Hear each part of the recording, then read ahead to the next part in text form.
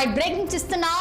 AP CM Chandrababu మరి కాసేపట్లో అయోధ్యకు చేరుకుంటున్నారు. బాలరాముడిని దర్శించుకొని ఆయన మొక్కులు తీర్చుకుంటున్నారు.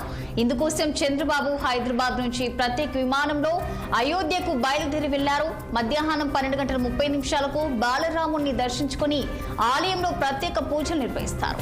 అనంతరం ఈ సాయంత్రం ఉండవల్లి నివాసానికి తిరిగి ప్రయాణమవుతారు సీఎం చంద్రబాబు.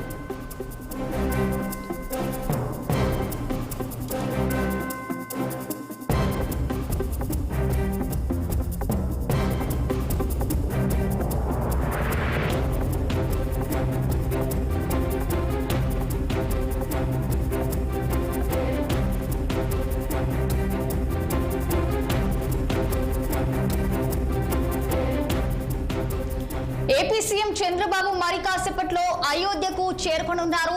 బాలరాముడిని దర్శించుకొని ఆయన మొక్కులు తీర్చుకుంటున్నారు. ఇందుకోసం చంద్రబాబు హైదరాబాద్ నుంచి ప్రత్యేక విమానంలో అయోధ్యకు బయలుదేరి వెళ్లారు. మధ్యాహ్నం 12:30 బాలరాముడిని దర్శించుకొని ఆలయంలో ప్రత్యేక పూజలు నిర్వహిస్తారు. అనంతరం ఈ సాయంత్రం ఉండవల్లి నివాసానికి తిరిగి ప్రయాణమవుతారు సీఎం చంద్రబాబు. ఇక ఇదే అంశంపై మరింత సమాచారం మా అమరావతి ప్రతినిధి పవన్ ఫోన్ లైన్లో అందించేందుకు సిద్ధంగా ఉన్నారు. చెప్పండి పవన్, మరి దీనికి సంబంధించిన పూర్తి డీటెయిల్స్ ఏంటి? రచన, ఏదైతే ఆంధ్రప్రదేశ్ ముఖ్యమంత్రి నారా చంద్రబాబు నాయుడు నేడైతే మాత్రం అయోధ్యకు వెళ్లారు. అయోధ్యలో ఉన్నటువంటి బాలరాముడిని ప్రత్యక్షంగా కూడా ఆయన చూసేందుకు ఈ రోజు అయితే వెళ్ళడం జరిగింది. మరి కాసేపట్లోనే అయోధ్యకు చంద్రబాబు అయితే మాత్రం ల్యాండ్ కాబోతా ఉన్నారు. అయోధ్యలో ఉన్నటువంటి అయోధ్య సంబంధించినటువంటి ఒక ల్యాండ్ సంబంధించినటువంటి దానిలో కూడా ఆయన అక్కడ ఉన్నటువంటి కాంప్లెక్స్ లో దిగి అనంతరం అక్కడ నుంచి కాలినడకల ద్వారా కూడా బాలరాముడి విగ్రహాన్ని చూసేందుకు కూడా దేవాలయానికి అయితే మాత్రం వెళ్ళబోతా ఉన్నారు. అనంతరం మరి కాసేపట్లోనే అయోధ్యలో ఉన్నటువంటి బాలరాముడి దేవాలయంలో కూడా ప్రత్యేక పోతా ఉన్నట్లు కూడా తెలుస్తా ఉంది. ఇప్పటికే చంద్రబాబు అయోధ్య చేరుకున్నటువంటి క్రమంలో కూడా అక్కడ రంగం కూడా పూర్తిగా ఏర్పాట్లు చేసింది.